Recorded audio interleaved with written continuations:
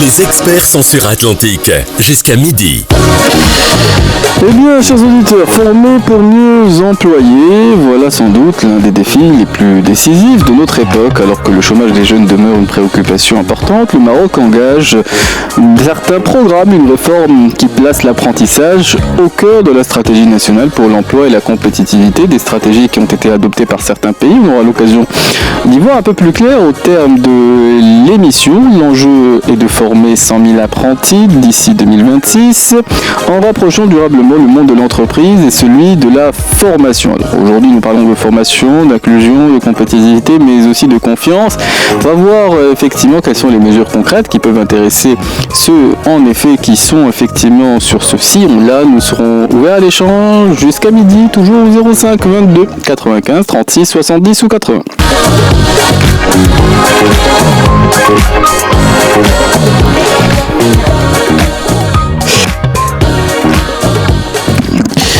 Eh bien, chers auditeurs, nous démarrons notre émission. Je le disais qu'il y a une architecture un peu particulière ce matin. Nous sommes avec deux intervenantes qui vont prendre un peu leur mal en patience, puisque nous allons un peu décaler notre émission entre ceux qui sont ici présents sur le plateau et Monsieur Scoli, le ministre, avec lequel nous allons entreprendre une interview dans quelques instants, dès lors que la communication sera établie. Mais je présente nos invités qui sont ici présentes. Nous sommes avec Naïma Sabri, qui est directrice de la planification et de l'évaluation au ministère. Et nous sommes avec Sarah Alhou, qui est directrice qualité et formation métier chez Safran, entreprise qui a quelques annonces ces temps derniers, sur lesquelles peut-être nous aurons davantage d'informations. Mais je salue tout d'abord Monsieur le ministre, qui est à distance avec nous. Bonjour. Bonjour, ça va la baisse, vous allez bien? Ça va très très bien, et pour le mieux, et vous? Merci beaucoup.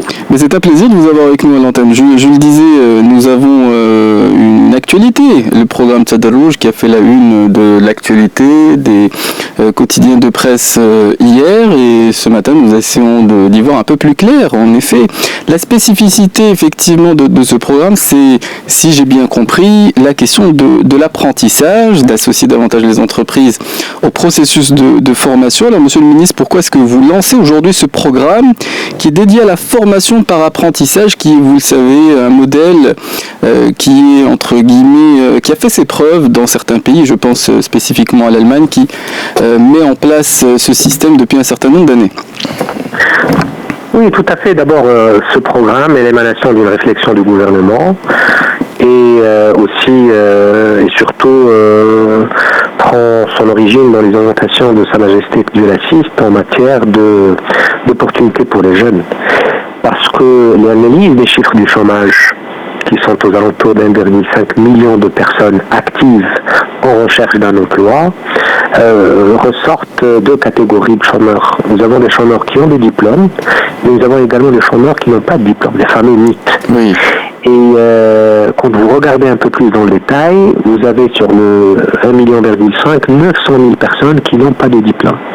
Et quand vous regardez de l'autre côté, qu'est-ce qui se présente comme offre de l'État dans ce qu'on appelle les politiques actives de l'emploi, c'est-à-dire les politiques qui essaient d'apporter un boost, soit en matière d'intermédiation, soit en matière de formation, soit en matière d'aide à l'insertion, vous n'allez rien trouver pour les non-diplômés. Or, si le stock du chômage reste ce qu'il est, c'est à cause effectivement de l'absence de politiques qui ciblent cette catégorie de chômeurs qui vivent au passage, sur le plan social aussi, des conditions qui ne sont pas faciles du tout. Oui, parce que non seulement oui. Voilà, parce que non seulement ils sont en chômage, mais en plus ils n'ont pas vraiment d'opportunités réelles, pas pour forcément travailler ou gagner son pain comme on dit, mais pour pouvoir avancer dans la société, construire une famille, avoir une vie avec toute la dignité qui s'y est. Donc c'est à partir de là qu'on s'est dit, pardon, je vous ai interrompu. Je voulais simplement, au contraire, aller dans le sens de ce que vous dites. Lorsque on a l'impression que les horizons sont fermés, il y a deux issues, souvent ou la colère ou le découragement, et effectivement c'est à l'honneur de ceux qui proposent d'ouvrir certains horizons, et de ce point de vue, effectivement, ces initiatives peuvent effectivement porter leurs fruits. Vous parlez d'un tournant. Oui. Je parle d'un tournant. Pourquoi ? Parce que l'apprentissage, d'abord, c'est quoi ? Si vous permettez, je prends 30 secondes pour expliquer l'apprentissage, et après je vous réponds sur le fond de votre question. L'apprentissage, qu'est-ce qui fait que l'apprentissage est intéressant ? Parce que c'est un mode de formation qui vraiment augmente de façon exponentielle les possibilités d'insertion. Pourquoi ? Parce que 20% du temps que vous passez en apprentissage, vous les faites sous forme de cours théoriques. Mais 80% du temps que vous passez en apprentissage, ce ne sont pas des cours, c'est du travail pur et dur. Et je vous donne des exemples, l'entreprise par exemple d'aéronautique à côté de Rabat, ou de câblage, ou de textile, mais également dans le secteur de l'artisanat, et dans le secteur de la jeunesse, dans le secteur de la solidarité de la femme, dans la pêche, dans l'agriculture. Qu'est-ce qui se passe ? Donc, par exemple, pour l'entreprise là d'aéronautique, il y a une entreprise à côté de Rabat avec laquelle nous avons une convention pour des centaines d'apprentis. Ce sont des jeunes qui n'ont pas forcément un diplôme, donc c'est des jeunes qui peuvent avoir quitté l'école très très tôt, dès les premières années du collège d'ailleurs, et ils peuvent avoir aussi le niveau bac, et ce sont des jeunes effectivement que ces entreprises sourcent, donc ils viennent à l'intérieur de l'entreprise, qui disposent de ce qu'on appelle un centre de formation intra-entreprise, un centre de formation par apprentissage. C'est comme une école, en fait, que notre ministère, que le ministère de l'Inclusion économique autorise avec l'entreprise en question, parce que l'apprentissage est un diplôme, d'abord. Donc, première chose à savoir, l'apprentissage n'est pas une formation seulement, n'est pas un certificat, c'est un diplôme en bonne et due forme. Les durées vont de 6 mois jusqu'à 2 ans. La majorité des formations pour le cas des entreprises sont entre 11 mois et 2 ans. Et donc, qu'est-ce qui se passe ? Ces jeunes-là viennent avec une blouse bleue, ils sont dans une classe avec des profs, des tuteurs en fait. Ces classes sont équipées du matériel qui ressemble à celui de l'usine, donc en miniature, des mini-chaînes de production. Si c'est pour le textile, c'est pour le textile. Si c'est pour le câblage, c'est pour le câblage. Et puis ils font, par exemple, 6 semaines de formation théorique. Donc ils commencent par des formations sur les histoires de sécurité, d'évacuation, etc., puis les règles de l'entreprise, et par la suite ils rentrent dans le métier. À partir de ces 6 semaines, ça peut être moins, ça peut être plus, ces jeunes apprentis, qu'est-ce qu'ils font ? Ils sont transférés à 10 mètres de cette petite école, de cette petite classe aménagée au sein de l'usine, ils sont transférés dans la chaîne production. Et donc, si vous regardez l'usine, vous allez trouver des jeunes qui ont des blouses bleues entourés de gens qui ont des blouses blanches. Les gens qui ont les blouses blanches, ce sont les personnes qui sont attitrées, qui travaillent dans l'entreprise de façon normale. Et donc, qu'est-ce qui se passe ? Ils sont assistés pour pouvoir contribuer naturellement à la production de l'entreprise. Et au bout de quelques semaines, effectivement, ils maîtrisent quand même la chaîne de production, la manipulation des machines selon les niveaux requis. Mais la question qui se pose au niveau de l'apprentissage, et je termine par là la description, je dirais, de la formation elle-même, pour que vous ayez un effet visuel de ce que ça donne. Donc, en fait, parce que quand on a posé la question, on a fait une étude vraiment approfondie, le problème des jeunes, des NEET, ce n'est pas leur motivation le matin pour aller faire une formation en espérant une insertion. Leur problème, c'est qu'ils n'ont pas les moyens de prendre 4 bus à l'aller le matin et 4 bus au retour. 2 bus à l'aller et 2 bus au retour. Ça vous fait 4 bus par exemple par jour. C'est un budget ça. Oui. Et comment vous allez manger pendant le déjeuner ? Oui. Vous voyez ce que je veux dire ? Donc l'avantage, c'est que ces entreprises, elles payent le transport dans la majorité des cas, où elles contribuent au moins au transport. Elles payent également la cantine, où elles contribuent à la cantine, et elles donnent aussi une rémunération qui va de 500 jusqu'à 2000 dirhams selon les secteurs. Oui. Donc je ne sais pas si je suis arrivé à vous visualiser un peu. C'est très important ce que vous venez de faire, parce que c'est très important de voir aussi dans le détail comment les choses se mettent en place. Et si on se place, vous avez évoqué les 2 catégories. Alors il y a les NEET, il y a ceux qui sont au chômage, c'est-à-dire qui sont en recherche active, ceux qui ont quelquefois désespéré de trouver un emploi peuvent être dans une forme de résignation. Cela dit, ceux qui peuvent être intéressés par ce processus, à quelle porte doivent-ils toquer? Comment peuvent-ils être insérés dans ce dispositif que vous avez explicité à l'instant? Oui. Alors, effectivement, je vous ai donné la première catégorie qui fait l'apprentissage dans les entreprises.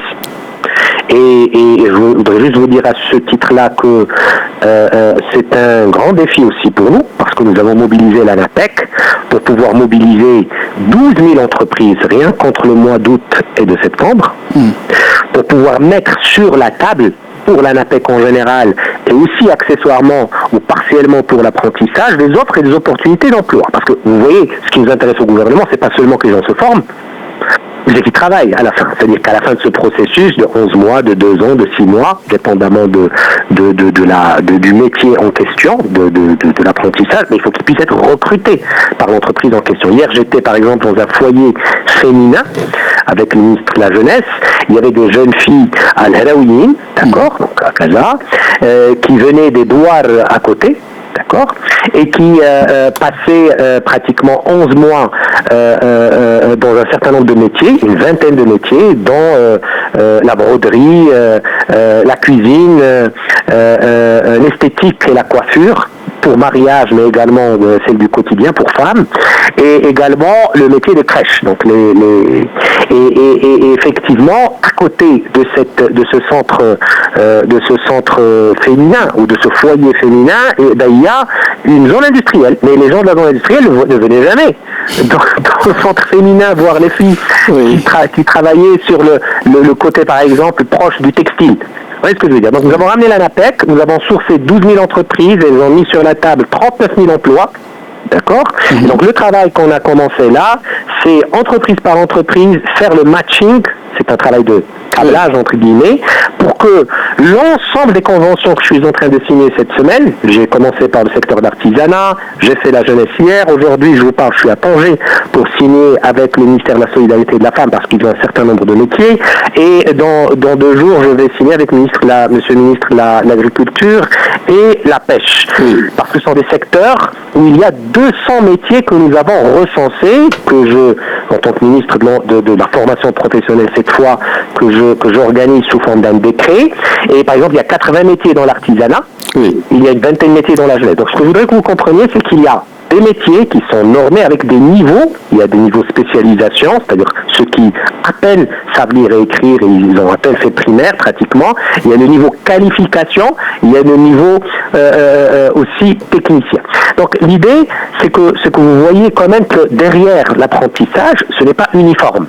C'est beaucoup de métiers et beaucoup de secteurs. Et donc, pour répondre à votre question, désolé si j'ai pris un peu de temps, c'est pour vous dire qu'en fin de compte, il y a des centaines d'instituts de formation dans tous ces secteurs-là avec lesquels nous avons signé cette semaine, ou nous sommes en train de signer cette semaine des conventions d'exécution. Ce ne sont pas des conventions protocolaires où on va parler d'une intention de faire des choses. Ce sont des conventions où nous avons déjà identifié institut par institut.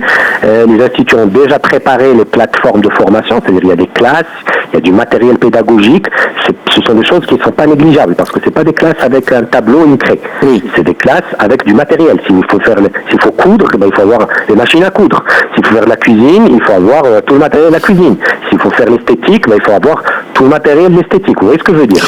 Donc, et donc concrètement, les jeunes, et nous allons lancer une campagne de communication ciblée, peuvent partir soit à l'ANAPEC directement, pour leur faciliter la tâche, et comme ça c'est l'ANAPEC qui les oriente vers le centre d'apprentissage le plus proche, et l'ANAPEC garde comme ça une trace par rapport aux entreprises aussi les plus proches pour pouvoir négocier les insertions, et ne pas laisser juste le centre faire un travail de formation et peut-être ignorer l'insertion qui est notre objectif ultime. Donc ça c'est le premier canal. Deuxième canal, chacun de ces instituts-là, ils sont par centaines, nous allons bientôt lancer une carte interactive pour que chacun puisse choisir et s'inscrire. Et donc ils font aussi leur communication. Il y en a qui ont l'habitude de le faire parce que l'apprentissage, il existait avant. Mais il y avait juste, par exemple dans les entreprises, on faisait juste 9 000 par an. Alors que les chômeurs sont en nombre de 900 000. Donc c'est-à-dire qu'il faut une centaine d'années pour absorber le stock de chômage que nous avons. C'est certain que mais j'ai l'impression qu'on fait du bon travail, parce qu'à la radio, pour visualiser, c'est pas une mince affaire, monsieur le ministre, effectivement. Je vous remercie. C'est visuel, mais je vais simplement peut-être résumer. Alors il y a l'ANAPEC à laquelle on peut s'adresser, il y a les centres de formation, en fonction aussi des centres d'intérêt qui sont ceux qui sont intéressés effectivement par ces dispositifs. Et puis il y a les conventions qui sont signées par les entreprises pour que effectivement l'entreprise de câblage puisse être bien menée, si j'entends bien. Et puis il y a ce chiffre, l'objectif qui est de 100 000 apprentis par an d'ici 2026. Souvent on annonce. Souvent ça va faire 200 000 en fait pour fin 2026. 200 000 pour fin 2026. Le dernier conseil des ministres présidé par Sa Majesté, que Dieu l'assiste, a pris une décision très très, je dirais, vigoureuse, c'est de dire que on va aller plus loin parce qu'on répond effectivement aux attentes des jeunes et donc on redouble d'efforts, d'où ce roadshow que vous voyez et puis le travail que nous avons fait. Et derrière nous avons fait un système d'information parce qu'il faut gérer tout ce que je vous raconte, il faut gérer chaque centime parce que vous savez, ces centres de formation on les paye nous. Le ministère de l'inclusion économique, de la petite entreprise, de l'emploi et des compétences verse pour chacun de ces centres de formation 5 000 dirhams par an par apprenti pour pouvoir acheter le matériel didactique. Et on fait aussi les tuteurs. Par exemple, dans le secteur de l'artisanat, par exemple, vous savez, on avait un problème des artisans qui ont disparu, parce qu'il y a beaucoup de métiers qui sont en cours d'extinction, et ils ont un risque d'extinction. Et donc, ce que nous avons fait, voilà, vous connaissez le sujet. On a eu ceux qui travaillent dans les métiers, effectivement, on est effectivement artisans dans les joailleries, par exemple. On a oublié quelquefois d'aller en Inde pour faire certaines formations ou de certaines spécialités. Donc, c'est hallucinant. Donc voilà, vous voyez, donc regardez, rien que pour l'artisanat, nous avons un objectif chaque année de 30 000.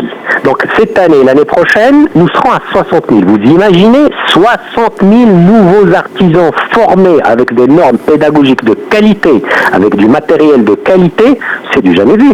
Et les artisans qui les forment, c'est-à-dire le maître, lui, il est payé par mois 300 dirhams par apprenti. Donc s'il a 10 apprentis, il a 3 000 dirhams. S'il a 20 apprentis, il a 6 000 dirhams par mois. Vous voyez, donc c'est un effort du gouvernement, c'est 800 millions de dirhams, d'accord, pour pouvoir permettre à la fois de régler des problèmes de fond, mais également d'aider les jeunes. Et nous avons ouvert la possibilité, si les régions, et c'est la prochaine étape que je vais lancer, Inch'Allah, avec le gouvernement, si les régions le souhaitent et le souhaitent, d'après les premiers contacts, elles peuvent contribuer aussi à ce programme en donnant des bourses supplémentaires aux apprentis. C'est-à-dire, au-delà de ce que fait l'entreprise ou pas, ou de ce que fait l'artisan ou pas, les régions aussi, parce qu'il y a des zones, vous voyez, où il y a où les gens doivent se déplacer éventuellement, etc. Donc pour pouvoir être vraiment proche de nos concitoyens. Alors, vous avez évoqué effectivement les objectifs et le budget qui est alloué à cette entreprise-là, monsieur le ministre. Et puis, il y a aussi effectivement la question de savoir quelle est la philosophie de l'apprentissage. Pourquoi est-ce qu'on y vient avec cette ampleur-là? Alors, il y a eu des exemples réussis à l'international. Je ne sais pas quel était effectivement le déclencheur, entre guillemets, de l'initiative telle que vous l'avez présentée dans les détails concrets qu'on a pu entendre.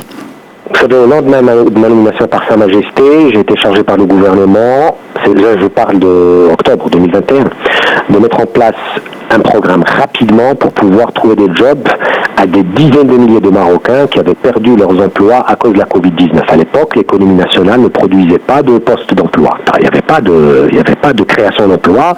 Tout était à l'arrêt. Nous étions encore en Covid-19 à l'époque, si vous vous souvenez.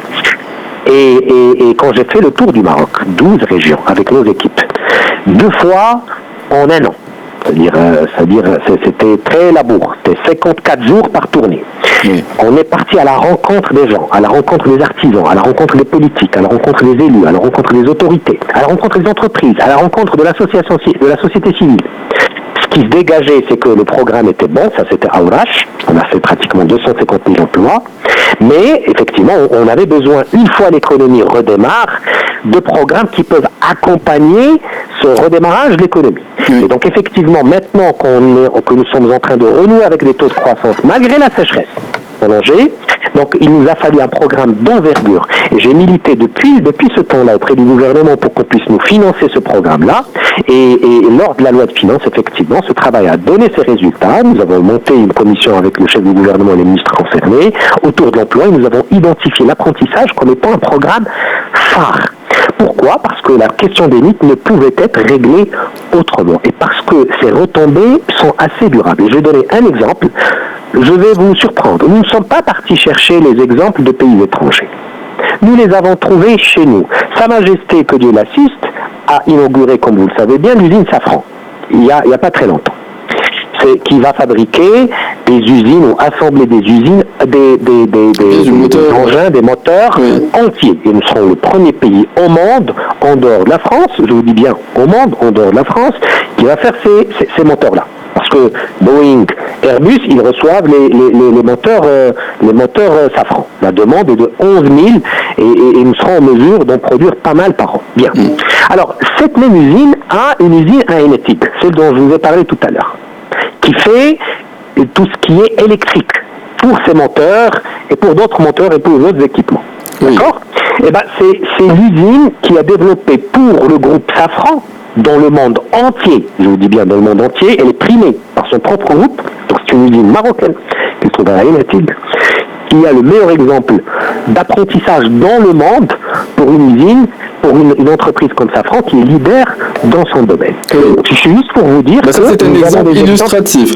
Comme il est 10h31, qu'on a abusé un peu de votre temps, je vais quand même vous poser une dernière question avant de céder la parole à Karim Droné.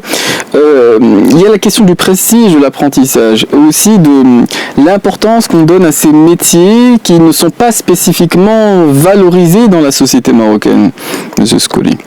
C'est vrai, c'est un vrai sujet. Nous avons pensé au niveau de la formation professionnelle globalement à accélérer les résultats voulus par Sa Majesté dans la feuille de route qui est lancée par Sa Majesté, qui est de dire il faut que la formation professionnelle puisse permettre une ascension sociale. Et donc l'apprentissage commence par le niveau spécialisation, comme je vous l'ai dit, de personnes qui sont sorties de l'école juste après le primaire, mais il y a un système de passerelle à l'intérieur qui leur permet de grimper les échelons et pour ne pas être, je dirais, limité. Vous voyez ce que je veux dire, à un premier job ou une première practice. Et donc nous avons tout un programme, effectivement, pour pouvoir communiquer autour de cela et valoriser les métiers. Et puis, je vais vous dire un truc directement. En fin de compte, les personnes qui seront formées sont très demandées. Oui, mais on le sait peu, on est très bien payé dans énormément de métiers, effectivement, on est formé sur cette voie-là. Et ça, effectivement, c'est peu connu. Alors, on a longuement débordé, monsieur le ministre. Je vous remercie aussi pour cet échange et pour ces précisions que vous avez consenti à partager avec nous à l'antenne. On va céder la parole à Karim Droné, qui patiente depuis bientôt 3 minutes. Et on reprendra, bien entendu, la suite de notre émission des experts. Merci à vous.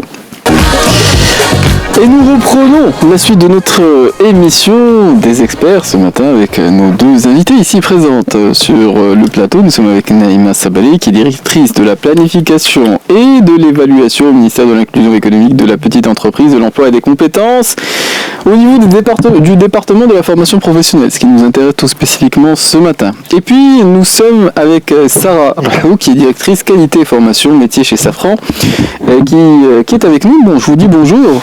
Bonjour.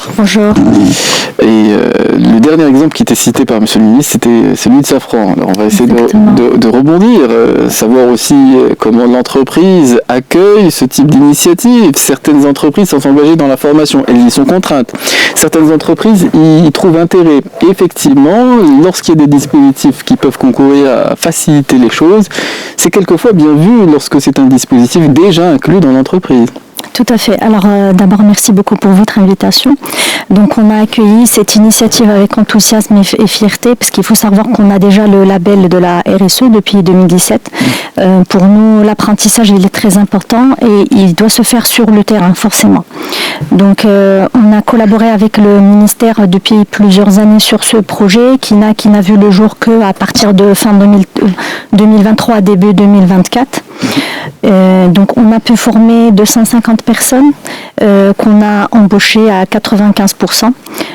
C'était très intéressant dans la mesure où on a eu vraiment le temps de les imprégner par les cultures safran, donc à savoir la qualité, la sécurité au vol, particulièrement parce qu'en fait il faut savoir qu'on est une industrie qui est très très basée sur la satisfaction client, parce qu'on fait des avions forcément.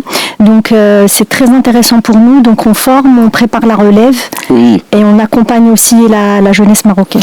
Et dans l'exemple qui était cité, pour fabriquer des moteurs, par nécessité, s'il y a très peu de pays, ou même dans l'exemple qui était cité en ce qui concerne les moteurs, il y a la France et aujourd'hui le Maroc qui va en fabriquer. Il y a si peu effectivement d'entreprises qui le font, le passage est obligé par la formation. On est obligé de former effectivement des personnes qui, dans une industrie comme la vôtre, doivent avoir de la minutie, du soin dans le travail effectué. Alors est-ce qu'on y trouve son compte ? Exactement. Alors ça a plusieurs avantages d'accueillir un apprenti pendant une année. Ça permet d'avoir une intégration smooth, beaucoup plus soft que ce qui se faisait avant, parce qu'il va rester chez nous pendant une année. Il va faire 80% de pratique et 20% de théorique. Donc il aura quand même le temps de comprendre quels sont les détails derrière chaque geste. Donc il va développer une dextérité et il aura derrière un métier. Et il faut savoir que le métier de l'aéronautique, il est très important et ça représente quand même une fierté pour une personne qui a vécu le chômage. J'ai des exemples concrets chez nous. Par exemple, une personne qui a eu un échec scolaire entre guillemets et qui s'est arrêtée pendant 4 ans, elle a eu une deuxième chance grâce à ce centre de formation par apprentissage et elle a pu avoir un métier. Donc ça l'a boosté autant sur sa vie personnelle que sur sa vie professionnelle. Oui, il y a la dignité du travail dont on parlait en début d'émission. Effectivement, le fait de se sentir utile, d'être inclus entre guillemets dans un collectif. On est utile par le travail qu'on fait à l'entreprise, mais aussi aux personnes qui y travaillent, indépendamment de la structure qui est mise en place.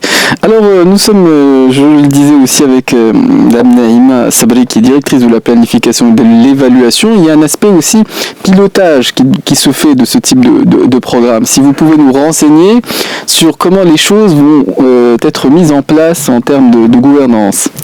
Ok, bonjour. À mon tour, je vous remercie pour cette invitation. Honoré d'être parmi vous sur ce plateau pour expliquer et donner aux auditeurs des informations sur un programme très important et qui va servir nos jeunes du Maroc. Ce programme Tadarouj, avant d'aller dans le vif de ce que c'est concrètement, il faut dire qu'il est orienté tout d'abord par les orientations royales de Sa Majesté le roi, que Dieu l'assiste, par les différents documents de cadrage que sont le nouveau modèle de développement, la loi 51-17 de la formation et de l'éducation, la feuille de route de la formation professionnelle. Et ce programme Tadarouj, il est complètement aligné avec les engagements pris dans ces orientations et ces cadres de référence. Bien sûr, le programme de la formation par apprentissage, c'est pas nouveau. C'est le programme Tadarouj qui a pris cette dénomination qui est nouveau justement par son pilotage et sa gouvernance. Oui. Moi, j'ai entendu tout à l'heure convention, ANAPEC et puis il y a les centres de formation. Donc la gouvernance, il est renforcée dans ce programme et elle est multiniveau. C'est-à-dire, d'abord, il y a un cadre contractuel, donc il y a des contrats stratégiques, c'est-à-dire des contrats programmes qui sont signés à haut niveau avec tous les opérateurs. Il y a une mobilisation très importante des opérateurs de formation et de la capacité formative de tous les opérateurs au niveau de notre pays. Et puis, des conventions d'exécution qui vont concrétiser ces contrats programmes et où les engagements de chaque partie sont très bien définis. Donc, pour piloter tout ça, donc il y a un comité de pilotage un comité stratégique présidé par Monsieur le ministre, et c'est un comité de haut niveau pour donner les orientations stratégiques, pour suivre le suivi de l'exécution du programme. Et puis, il y a des conventions, des contrats-programmes pour chaque secteur qui sont coprésidés par les ministres ou son représentant, avec sur le niveau territorial et régional des comités de suivi qui vont suivre exactement l'exécution de ce programme et des formations aussi. Donc si j'entends bien, il y a plusieurs échelles. C'est en fonction aussi des secteurs, et puis il y a les orientations générales, et puis il y a les entreprises qui, elles, parfois s'engagent. De ce point de vue, comment s'établit la collaboration, ou plutôt la mise en place effectivement de ce type de dispositif du point de vue de l'entreprise? Alors aujourd'hui, il faut savoir qu'au niveau de Safran, de manière générale, il y a une forte demande pour augmenter les volumes de production. Donc M. Skouri en a parlé il y a quelques minutes. Sa Majesté le roi Mohamed VI vient d'inaugurer une nouvelle usine Safran à Casablanca. Oui. Ça veut dire qu'il faut avoir des ressources, forcément.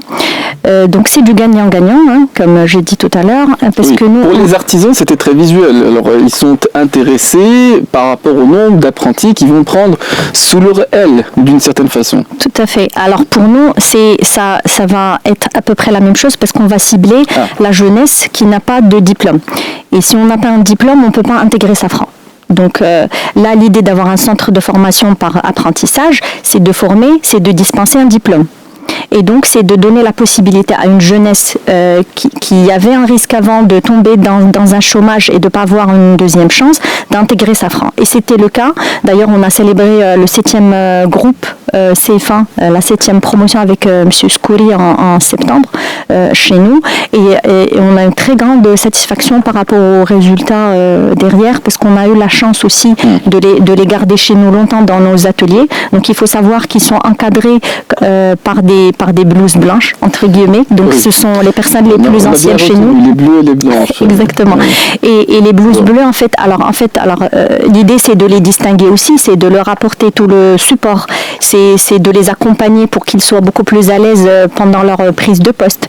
Donc, c'est très intéressant aussi pour nous, parce qu'on va accompagner la demande client. Donc, pour nous, c'est la demande d'Airbus de manière particulière. Oui. Et aussi avoir un vivier multi-compétences, multi-skills pour pouvoir relever ce challenge. Bon, alors j'ai entendu qu'on pouvait s'adresser à l'ANAPEC pour qu'elle puisse nous diriger vers les centres de formation. Alors vous avez un centre de formation. Pour ce qui concerne la jeunesse qui n'a pas de diplôme, comment peut-elle se manifester, ou peut-on potentiellement se sentir potentiellement incluse dans ce dispositif qui est mis en place? Alors il faut savoir qu'on est dans une région, c'est une petite région, donc on a commencé d'abord par le bouche à oreille, effectivement les cousins, des cousines, etc. Et ça a très bien marché, on a une forte demande, surtout que on va dire privilégier les riverains. Comme la proximité, exactement, c'est très important. Après, si on n'arrive pas à avoir des riverains, on va aller regarder un peu plus loin, sachant que les apprentis chez nous ont quand même des avantages en transport personnel. Donc ils ont un transport personnel qui va leur faciliter l'accès à l'usine. Ils ont la cantine, par exemple. Donc on va aller aussi chercher un peu plus loin pour donner la chance à un maximum de jeunes. Donc aujourd'hui, on a une responsable recrutement chez nous qui va aller regarder, faire des introspections terrain pour les jeunes qui sont intéressés. La NAPEC viendra par la suite. J'entends bien. Ça, c'est l'aspect même concret. Vous vouliez réagir? Oui, par rapport à ça, je voulais dire que c'est vrai que le programme apprentissage tel qu'il est pratiqué actuellement repose sur la charge des centres de formation à mobiliser les jeunes. Maintenant, au niveau de ce programme Tsadarrouj, qui est dénommé maintenant le programme Tsadarrouj, il y a tout un dispositif qui sera mis en place, notamment un portail apprentissage, où le jeune peut se connecter, avoir un compte dédié pour demander de bénéficier de la formation. Et on va le guider depuis la demande de bénéfice de la formation jusqu'à l'inscription dans le métier de son choix et dans le centre de son choix, et qui est le plus proche par rapport à ça. Ça, c'est sur la plateforme, c'est dans le cadre de l'ANAPEC. Non, c'est la plateforme qui va être mise en place par le ministère au service de tout le programme Tadarouj. Pour ce programme Tadarouj. Bien sûr, il y a aussi l'ANAPEC qui va, si le jeune n'accède pas à n'a pas les possibilités d'y accéder, il peut aller vers l'agence de l'ANAPEC la plus proche ou vers le centre de formation la plus proche qui vont bien sûr l'orienter vers cette plateforme. Et donc tout va être véhiculé vers cette plateforme pour un petit peu optimiser et recenser aussi les formations et donner suite à la demande des bénéficiaires en formation. C'est une plateforme qui va toucher tout le processus, depuis la demande de bénéfice de la formation jusqu'à le suivi de la formation et la certification et la clôture même du programme de convention. Alors on a ici l'exemple d'une entreprise, Safran, et il y a l'exemple qui était cité tout à l'heure des artisans, et puis il y a différents secteurs d'activité, différentes industries, différents types de métiers auxquels on peut être formé. Dans certains secteurs, il y en avait 200 qui étaient recensés dans un certain secteur, effectivement, qui était effectivement de celui des métiers dans le cadre effectivement des formations prodiguées des fois, parfois à la jeune féminine. C'est ce que disait Monsieur le ministre tout à l'heure. Mais si j'entends bien, est-ce que le chiffre du 80-20, c'est le dispositif qui va être le dispositif cadre général pour tous ces processus d'apprentissage qui seront mis en place? Voilà, ça mérite justement des clarifications aux chers auditeurs. C'est que l'apprentissage, il est encadré par une loi 1200 qui, au niveau de la loi, la formation par apprentissage, c'est une formation qui se passe dans 2 espaces de formation. Dans le centre de formation à 20% et dans l'espace entreprise à 80%. Justement, comme il a été expliqué par Monsieur le ministre, c'est l'essence même de l'apprentissage pour pouvoir mettre le jeune dans l'environnement de l'entreprise et pour lui faire acquérir des compétences telles qu'ils sont pratiquées dans l'entreprise. C'est le mode de formation qui, vraiment, on est dans l'adéquation de la formation par rapport à ce que demande l'entreprise. Exactement dans l'adéquation par rapport à la demande. Et c'est de là que vient l'importance donnée à l'apprentissage et de le considérer comme un mode de formation qui renforce l'insertion des jeunes dans le marché de l'emploi. Aussi, l'apprentissage, c'est un mode de formation qui est pratiqué par plusieurs opérateurs. Donc, on a les opérateurs publics tels qu'il a été cité, l'artisanat, l'agriculture, pêche, tourisme, l'office, etc. Il y a les entreprises qui accueillent pour réaliser les 80%, et puis il y a le genre d'entreprises telles que Safran, qui sont des entreprises formatrices, qui ont eux-mêmes un espace de formation en intra, et que le ministère autorise pour cette formation. Donc il passe par un mécanisme d'autorisation. Un autre acteur qui est très important aussi, surtout vis-à-vis des jeunes, ce sont les associations. Étant donné leur proximité des jeunes, etc., on conclut des conventions aussi d'apprentissage avec les associations, bien sûr, qui ont les conditions requises pour pouvoir former. Et donc, on a des associations, on a presque une trentaine d'associations qui œuvrent dans le secteur. Ici même, à Casablanca, il y en a un certain nombre qu'on a pu interroger dans d'autres cadres. Il est 10h56, on a décalé la respiration musicale et on a encore une heure d'émission à consacrer à notre sujet du jour. Bien entendu, si vous avez des avis, n'hésitez pas à les faire entendre, toujours au 05 22 95 36 70 ou 80. Et nous reprenons la suite de notre émission avec nos 2 invités ici présentes que je présente à nouveau. Nous sommes avec Naïma Sabolé, qui est directrice de la planification et de l'évaluation au ministère de l'Inclusion économique, de la petite entreprise, de l'emploi et des compétences. Et nous sommes avec Sarah Alhou, qui est directrice qualité et formation métier chez Safran. C'est justement les thématiques qui nous intéressent. Bon, on y vient effectivement au dispositif de l'apprentissage tel qu'il se pratique concrètement dans le détail pour ceux qui effectivement sont intéressés à faire ces démarches-là. Alors, il y a des entreprises qui sont engagées dans la formation. Alors, s'il fallait renseigner les métiers concrètement qui sont sur lesquels on peut être formé quand on est intéressé, sur la population cible qui est la vôtre. Alors aujourd'hui, comme j'ai dit tout à l'heure, on cible la population qui n'est pas diplômée, donc le niveau bac et moins. On a aussi eu l'occasion d'embaucher des personnes qui ont eu leur brevet, par exemple. Et Et donc, nous, chez Safran, on est dans l'industrie aéronautique. Donc, les métiers, ça va être forcément en lien avec cette industrie-là. Donc, on peut former aussi pour Casablanca, d'ailleurs. Ça veut dire que les apprentis qui sont formés chez nous à Ain Ateq peuvent avoir un diplôme en industrie aéronautique qui va leur donner la possibilité d'aller travailler dans n'importe quelle entreprise dans le domaine de l'aéronautique. Donc, on va trouver plusieurs métiers. Il y a le métier de câbleur, particulièrement chez nous. Oui. Oui, on a un peu d'intégration mécanique, mais c'est pas le cœur de notre métier particulièrement. Donc, au cas où l'apprenti choisit de changer de métier, il peut très bien aller travailler chez une entreprise dans le groupe Safran ou dans un autre groupe au Maroc, mais faisant partie de l'industrie aéronautique, et il va pouvoir être parrainé pour monter en compétence dans cette entreprise-là. Et quand, comme on est à la radio et qu'on parle, on va essayer de visualiser. Alors, si il fallait dire comment se déroule au jour le jour la formation d'un apprenti, à quoi ressemble cette vie-là pour ceux qui voudraient, entre guillemets, être insérés. Alors, j'ai entendu, sur les 250 personnes, 95% ont pu être embauchés dans le groupe. Donc, avec un peu de volonté, de l'apprentissage, on y arrive. Si j'entends bien. Mais à quoi ressemble le quotidien de ceux qui sont insérés sur ce sillon-là ? Alors d'abord, ces jeunes-là, ils sont accueillis par des experts chez nous. C'est des formateurs métiers qui ont été certifiés par un organisme externe pour être formateurs en pédagogie, mais aussi qui sont issus de domaines techniques chez nous, donc qui ont passé un certain nombre d'années qui leur ont permis de monter en compétences techniquement parlant. Donc tout d'abord, on a des modules d'insertion ou d'accueil qui sont, on va dire, le basique qui est la sécurité au poste de travail. Oui.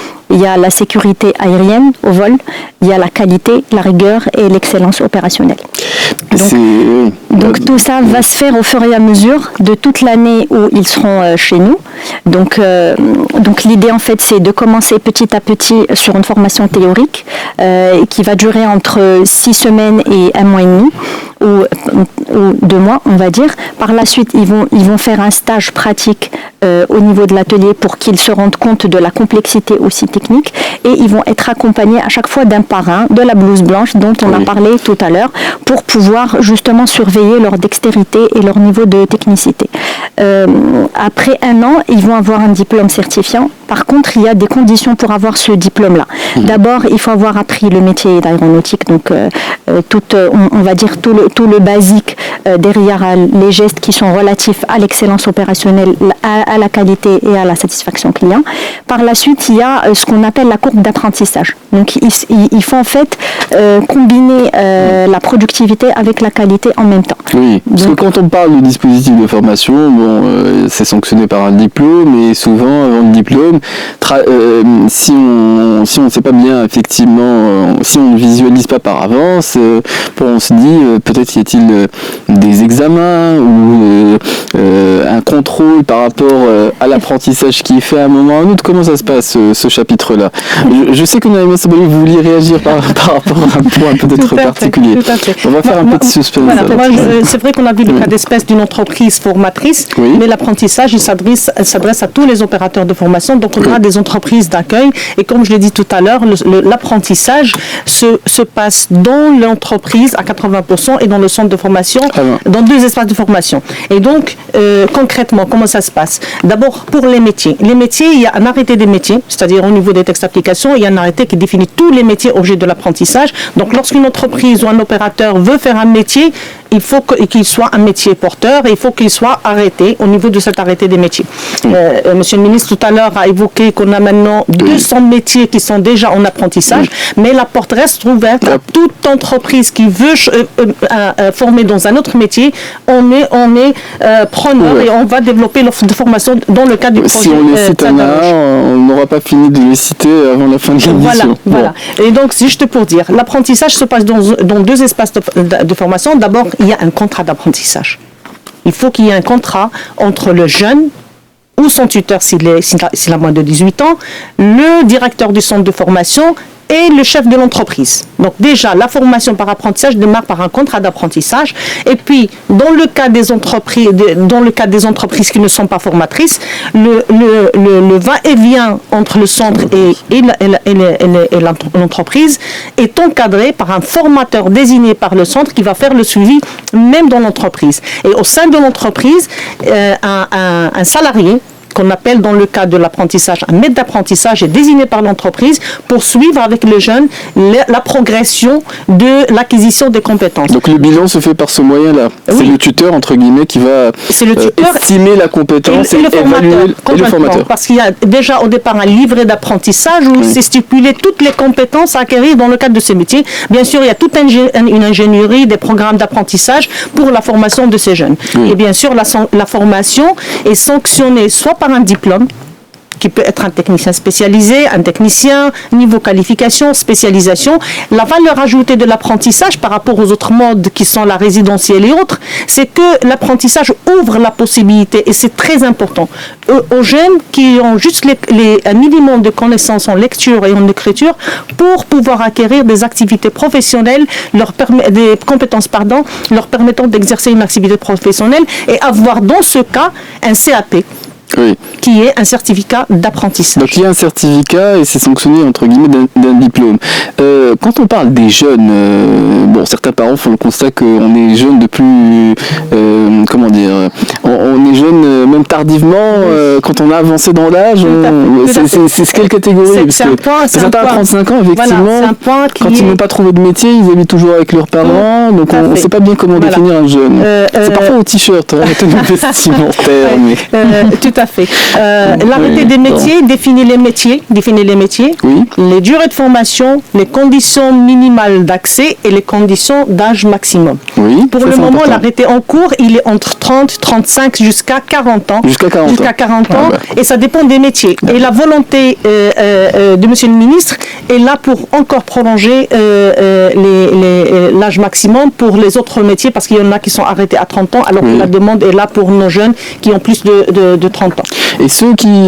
alors il y a ceux qui n'ont pas de diplôme, il y a ceux qui sont dans des voies de garage, et puis il y a ceux qui ont des diplômes dans un domaine et ils ont eu parfois des difficultés à trouver un emploi. Et quelquefois, on se dit, c'est pas un métier qui est fait pour moi. Et peut-être on peut songer à une forme de reconversion. Est-ce que c'est ouvert également cette catégorie? Justement, le programme Tadarouj a intégré un nouveau opérateur, un nouveau acteur qui est l'ANAPEC. Et l'ANAPEC aura deux missions. D'abord, la sensibilisation, la mobilisation des jeunes et des entreprises, soit des entreprises qui recrutent, soit des entreprises qui créent des CFA, soit des entreprises qui accueillent les stagiaires, et puis pour garantir l'insertion, l'appui à l'insertion des lauréats.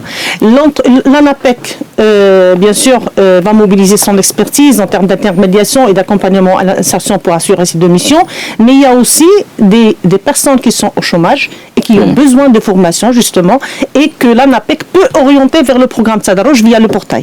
Donc c'est une des possibilités offertes à ces jeunes qui ont des diplômes, mais qui veulent se reconvertir pour faire d'autres métiers, ou qui ont même un projet professionnel, même si leur diplôme, ils ne veulent pas être salariés d'entreprise, ils veulent faire un projet professionnel et ils veulent se former dans un autre métier. Le programme Tadarouj le permet. D'autant qu'il y a beaucoup aussi de formations généralistes. On peut avoir un master en économie ou un master en droit ou une licence, et de ce point de vue, effectivement, on peut sentir qu'on n'a pas tout à fait trouvé sa voie. Tout à fait. Et il y a des reconversions possibles sur ce point précis. Mais je reviens un instant sur concrètement le dispositif qui est mis en place par l'entreprise. Alors il y a des entreprises qui sont formatrices, d'autres qui ne le sont pas. Alors pour ce qui est du bilan qui est fait entre guillemets du parcours de celui qui sera intégré dans ce processus. Alors chez nous par exemple, on a déjà un dispositif de validation de la formation théorique qui a toujours existé chez Safran, qu'on a nous adapté pour Tadarouj. Donc on a créé des filières pour accompagner justement ce programme-là qui permet de s'étendre sur une année. Donc en fait, on a une base qui sont les modules de formation Safran, parce que c'est du métier, on ne peut pas y toucher, et qu'on est venu garnir, on va dire entre guillemets, pour pouvoir passer beaucoup plus de temps sur la partie pratique. Donc on a un quiz ou un examen théorique qui est fait par les formateurs et on a aussi la validation pratique au niveau de l'atelier qui se fait conjointement, comme a dit Madame Naïma, entre le parrain ou le tuteur et le formateur. Deuxième chose, les formateurs qu'on a aujourd'hui chez nous, ils vont faire un suivi pour chaque apprenti durant toute cette année. Ça veut dire qu'ils vont aller regarder leur évolution et ils vont combiner les résultats des examens par rapport au support qui doit être apporté sur la partie pratique. Par exemple, on a des apprentis qui vont se sentir mieux sur des postes par rapport à d'autres. Donc on va aller renforcer leur savoir-faire sur un poste donné parce qu'on s'est basé justement sur les résultats des examens théoriques et pratiques. Alors, je ne sais pas si on respecte ces proportions dans notre émission. Il y a 80-20%. Nous avons 20% de musique. La respiration musicale, on va en profiter à l'instant. On va reprendre la suite de notre conversation. Ceux qui ont des avis ou des questions, n'hésitez pas à les faire entendre toujours en nous contactant au standard si vous le souhaitez au 05 22 95 36 70 ou 80. Et nous sommes avec nos deux invités ici présentes sur le plateau. Nous sommes avec Naïma Sabri, nous sommes avec Sarah Rahou. Alors, nous parlons d'un dispositif ou d'un programme Tadarouj. Il y a ceux qui peuvent effectivement être inclus dans ce dispositif, ceux qui sont intéressés, les entreprises également. Alors la question est de savoir aussi comment ils y trouvent leur compte. On a cité l'exemple de Safran, puisque nous en avons l'opportunité ce matin, mais plus généralement, il y a des entreprises qui n'ont pas nécessairement envisagé ce dispositif d'inclure des apprentis. Et de ce point de vue, il y a, si j'ai bien compris, ce matin, il y a un dispositif incitatif pour ces entreprises qui voudraient effectivement s'engager sur cette voie-là. Naïma Sabri. Oui, tout à fait. Donc, comme je disais tout à l'heure, les entreprises sont de deux types. Il y a les entreprises conformatrices, donc qui créent leur centre de formation en intra et que le ministère autorise pour cette formation.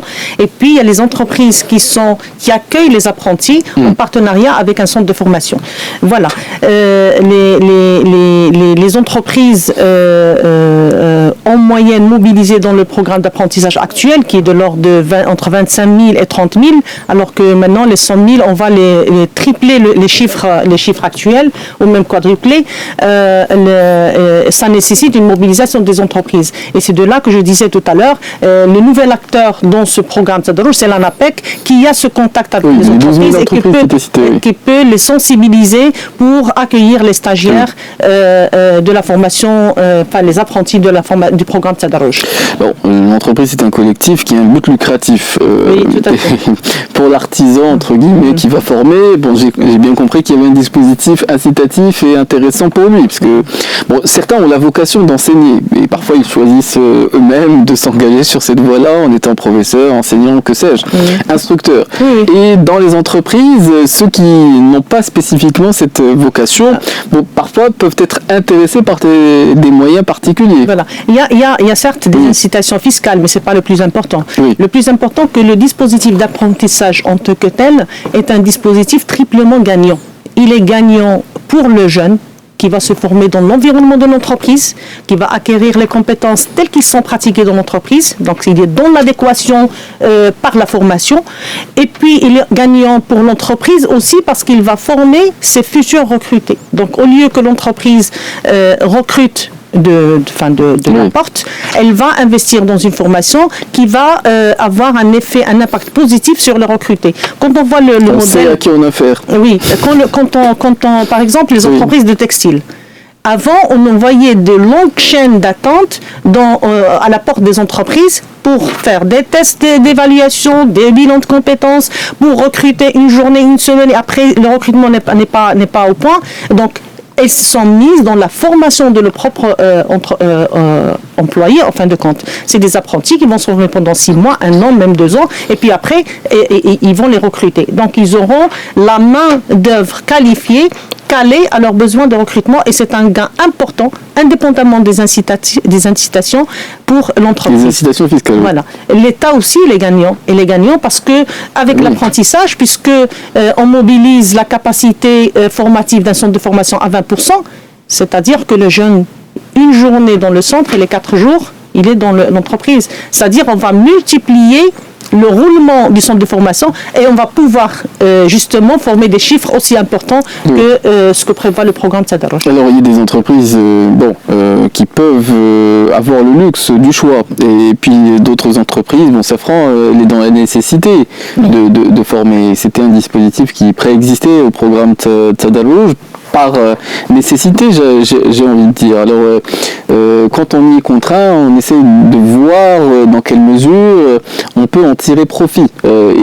Pour avoir effectivement le taux qu'on disait de 95%, qu'est-ce qui fait qu'on y trouve son compte quand on est né Safran, quand on a mis en place, entre guillemets, les processus de formation par rapport aux apprentis qui sont, entre guillemets, intégrés d'une certaine manière à l'entreprise? Alors, il y a tout à gagner, à mon avis, parce que quand on va venir embaucher quelqu'un qui n'est pas formé forcément on sait sur qu'il les vient basiques. en retard et qu'il vient à l'heure. Tout à fait. Mais en fait, on va subir, on va dire, le nouvel employé ou la nouvelle personne qui ne va pas connaître les basiques de l'industrie. Donc avant, on va embaucher quelqu'un, on va le suivre pendant 1 mois, 2 mois, 3 mois, 6 mois. Et s'il ne donne pas satisfaction, il faut qu'on mette en place un plan de redressement de compétences. Aujourd'hui, ce n'est plus le cas. On va former, donc on va investir dans la formation donc en temps et en dispositif. Donc on a créé un centre de formation qui est très près de l'atelier, qui est vraiment à 2 pas de l'atelier, pour justement recréer les mêmes conditions de cet ancien salarié qui ne s'est pas retrouvé forcément dans le monde de l'industrie. Donc on va trouver notre compte quand on va passer beaucoup plus de temps avec des personnes d'abord qui sont motivées, parce qu'il faut savoir que une personne qui n'a pas de diplôme, elle va miser tout sur une reconversion professionnelle, sachant qu'elle a pas du tout le choix en fait, parce que voilà, il n'y a pas d'autre dispositif qui va lui permettre d'avoir un diplôme, qui va lui permettre d'avoir un statut social aussi, parce que il faut savoir que si on n'a pas de travail au Maroc, c'est aussi notre statut social qui est en jeu. La vie est...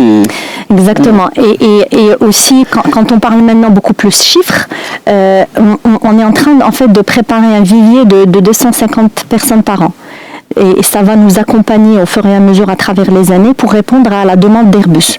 Donc on ne peut que trouver notre compte dans un dispositif pareil en fin de compte. Oui, effectivement, on sait à qui on a affaire quand on a des apprentis pour qu'ils ne rentrent pas directement par la voie traditionnelle du salariat.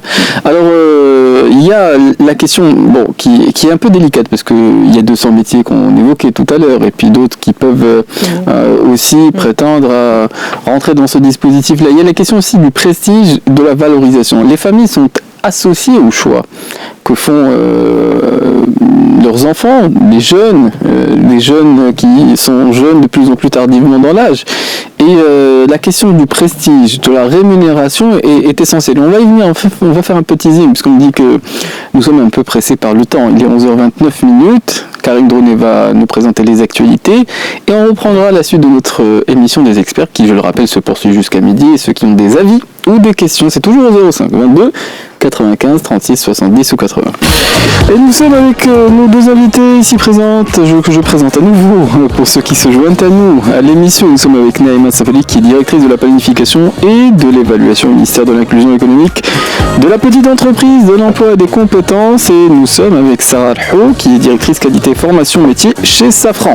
Alors je reviens à la question du prestige qu'on a laissé en suspens. Alors je le disais, beaucoup de familles peuvent s'inquiéter par rapport au parcours, aux choix qui sont faits par des jeunes qui sont entre guillemets la population cible à laquelle s'adresse ce programme. Alors on n'envisage pas spécifiquement cela comme une opportunité. Pour autant, si on en venait à citer quelques exemples autour de soi, il y a des parcours de réussite qui sont fabuleux. Alors dans les métiers de la joie, un joaillier nous disait que dans certains métiers, effectivement, on pouvait extrêmement bien gagner sa vie. Il y a la question du prestige, de l'intérêt des métiers et également de la question de la rémunération. Naïma Sabali. Oui, tout à fait. Donc, moi, je dirais que cette problématique date de longue date. On a toujours dévalorisé le choix de la formation professionnelle. Oui. Ça commence dernièrement à ce que l'image se redore, mais pas tout à fait assez. Et je pense que c'est parce qu'on ne communique pas assez sur les réussites. tout simplement. Alors que nous, qu'on est dans le bain de la formation professionnelle, on touche ces réussites et on a des lauréats de la formation professionnelle en général et de la formation par apprentissage surtout, qui ont emprunté des chemins très importants dans leur carrière et qui ont réalisé des réussites importantes. Et de là où le programme Tadarouj prévoit un volet très important dans les mesures d'appui qu'il compte mettre en place, la communication, la visibilité du programme. D'ailleurs, il y a une identité visuelle consacrée au programme Tadarouj, donc pour que ce soit visible, et ça s'adresse aux jeunes bénéficiaires, aux entreprises, aux associations, aux opérateurs de formation et au grand public. Donc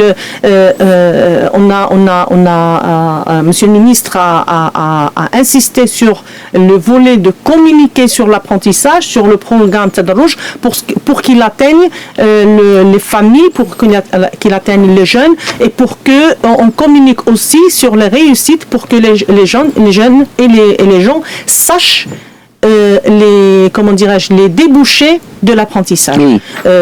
Autour de nous, on trouve beaucoup de cas de réussite dans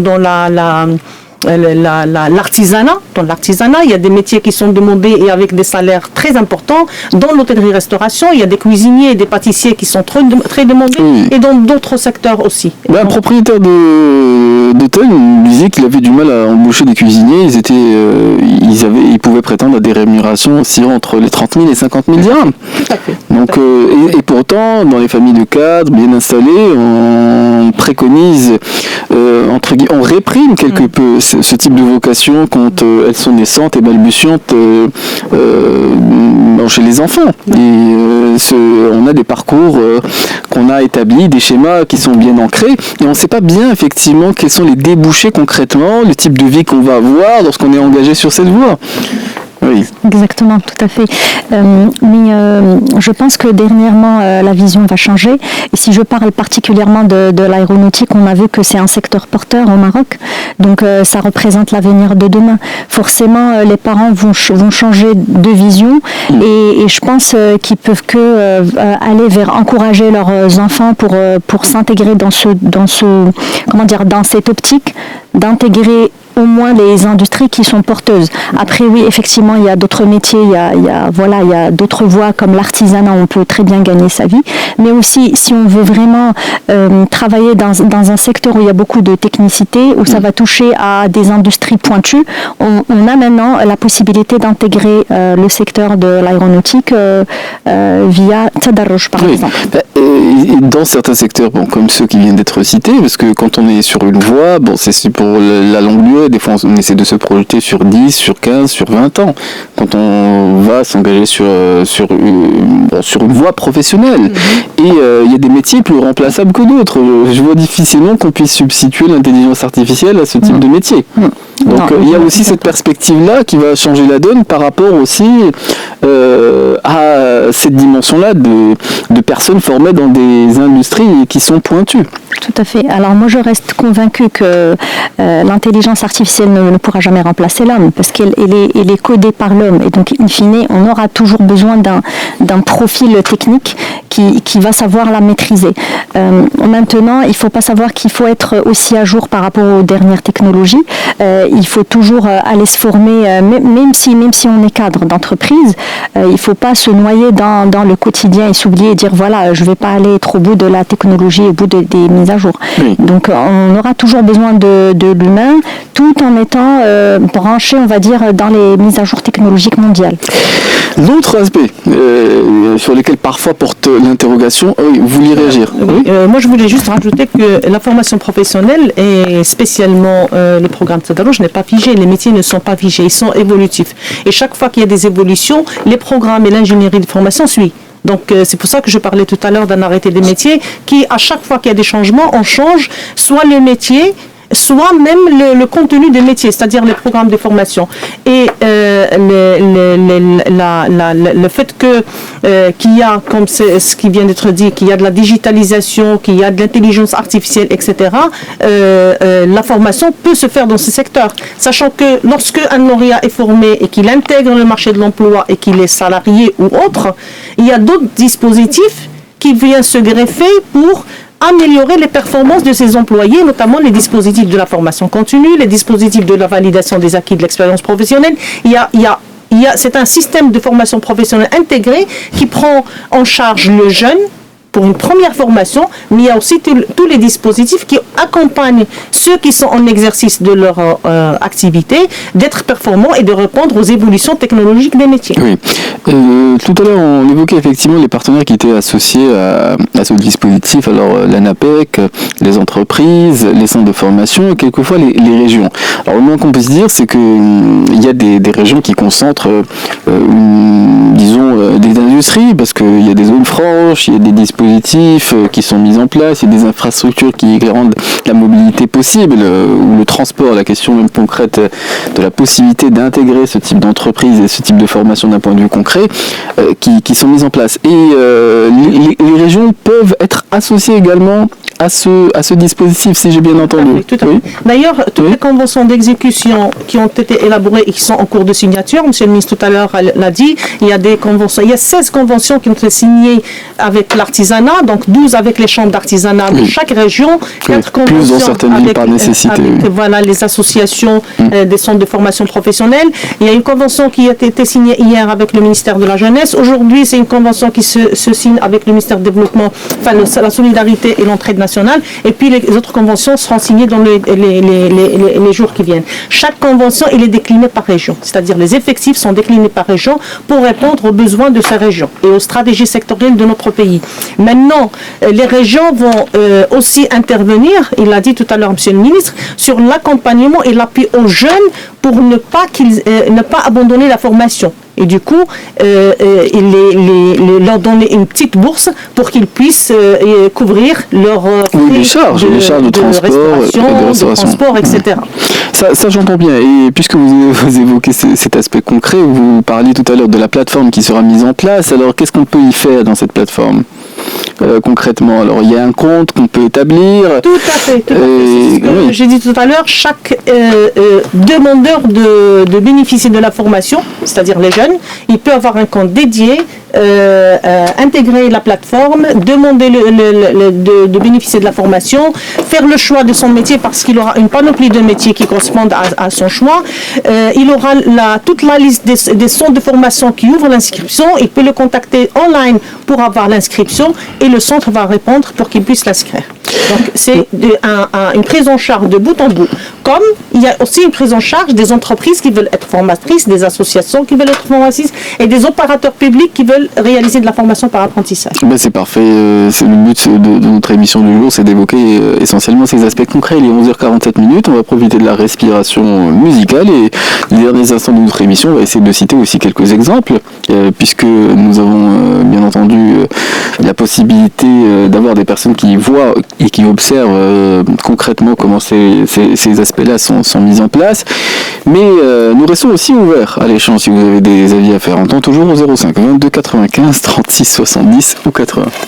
Et avec Naïma Savoli, qui est directrice de la planification et de l'évaluation, ministère de l'Inclusion économique, de la petite entreprise, de l'emploi et des compétences. Et nous sommes aussi avec Sarah Alhou, qui est directrice qualité et formation métier chez Safran. Alors on va donner une tournure encore concrète pour cette fin d'émission à la thématique que nous abordons ce matin, le programme Tadalouj. S'il fallait peut-être citer des exemples de jeunes qui ont été formés par ce dispositif, comment ça évolue, quelles sont leurs perspectives de carrière sur le long terme? Alors aujourd'hui, on a une population, on va dire, pas hétérogène, mais on a vu beaucoup d'exemples à travers les 7 ou 8 groupes qu'on a certifiés cette année. Donc on aura des jeunes qui viennent d'arrêter les études parce que voilà, ils n'ont pas eu la chance d'avoir leur baccalauréat, comme on pourrait avoir quelqu'un qui a eu son baccalauréat mais qui ne s'est pas retrouvé dans les diverses propositions que pourrait lui apporter sa moyenne générale. Donc si je prends le premier exemple par exemple, donc il y en a qui se sont arrêtés entre 3, 4, même 5 ans et qui se sont vus avoir la possibilité d'avoir un nouveau métier, d'être formés, etc. Maintenant, qu'est-ce qu'ils peuvent faire concrètement? Donc d'abord, nous, on va former des opérateurs de câblage en aéronautique, des inspecteurs aussi qui vont être attachés au contrôle qualité et ils ont aussi la possibilité de devenir techniciens spécialisés. Parce qu'il faut savoir, alors d'abord on va donner un diplôme certifiant, mais on va aussi accompagner avec de la formation continue. Donc on a des salariés qui ne sont pas issus du programme Tadarrouj, mais qui sont des salariés Safran et qui bénéficient de diverses formations techniques qui vont leur permettre d'évoluer au sein de l'entreprise Safran. Oui. Donc, et le deuxième exemple que j'ai cité, c'est une personne qui n'a pas eu l'occasion d'avoir un métier comme elle s'y attendait. Elle a demandé par exemple à être intégrée dans un service qui va être plus en rapport avec la maintenance, la calibration des moyens de montage, etc. Donc ça aussi c'est une possibilité chez nous. Et d'ailleurs on fait une évaluation de profil. Quand on a un profil technique, on va l'orienter nous-mêmes vers la profession qui va être beaucoup plus adéquate à sa formation et à ses compétences. Et l'histoire ne s'arrête pas. Quand on débute quelque part, des fois on a besoin aussi de se projeter sur la longue durée. Si j'entends bien, bon, on met le pied à l'étrier, mais il est possible aussi de faire un bout de chemin, parce que le processus de formation continue va parfois au-delà de la première étape, qui consiste simplement à rentrer dans ce cadre-là une première fois, si j'entends bien. Exactement. Et comme j'ai dit tout à l'heure, ils peuvent aussi avoir la possibilité de travailler chez d'autres entreprises en aéronautique au Maroc. Donc ça ne s'arrête pas sur le métier de câblage aéronautique. Ils peuvent très bien bénéficier, par exemple, d'aller travailler chez une autre société. Oui, parce qu'on oublie, mais l'entreprise est présente au Maroc depuis une vingtaine d'années. Oui. Donc il y a aussi de l'expérience en la matière. Sur les attentes vis-à-vis du ministère, les entreprises parfois effectivement ont quelquefois des doléances ou parfois des ajustements qui se mettent en place lorsqu'on met des dispositifs comme celui qu'on vient de citer ce matin, le programme Tadarrouj. Il y a un retour d'expérience, il y a parfois peut-être des demandes ou des spécificités par rapport à ce point précis. Alors je tiens d'abord à saluer l'initiative de M. Skouri et du ministère de l'inclusion économique par rapport à ce programme-là. Je pense que ça va devenir un programme national parce qu'il est au service de la jeunesse marocaine. Maintenant, on a des demandes particulièrement sur, on va dire, la lourdeur administrative. On est en fait intégré dans une vision de digitalisation. Effectivement, comme a dit Madame Naïma, aujourd'hui il y a une plateforme digitale, mais on voudrait aussi aller encore au-delà de ça et de simplifier un peu la démarche administrative, que ce soit pour les multinationales ou encore pour les PME marocaines, pourquoi pas. Oui, et la parole à la défense pour les derniers instants de l'émission. Voilà, donc moi je dirais que par rapport à l'évolution de carrière des apprentis ou même tous les stagiaires de la formation professionnelle, il faut dire que déjà, imaginez quelqu'un qui a juste des connaissances, un minimum de connaissances en matière de lecture et écriture, et qui peut intégrer une formation professionnelle qui va lui donner un métier pour s'insérer dans le marché de l'emploi, et que ce jeune même peut déjà dans le système de formation évoluer même vers le niveau technicien, parce qu'il y a des passerelles, s'il est brillant, de passer du CAP vers la spécialisation, de la spécialisation vers la qualif, et de la qualif vers le technicien, et ainsi de suite. Donc déjà cet encadrement et cet accompagnement du jeune depuis un niveau très basique vers un niveau supérieur, c'est un pas très important vers l'évolution de la carrière. Et c'est le miracle de la transmission, un savoir qu'on partage, on ne s'en dépouille pas. Il est 11h58, on va passer pour le coup de notre émission à la suite, c'est-à-dire aux informations. Je vous remercie tous deux pour votre présence avec nous sur le plateau, et on se donne rendez-vous demain pour d'autres thématiques des experts.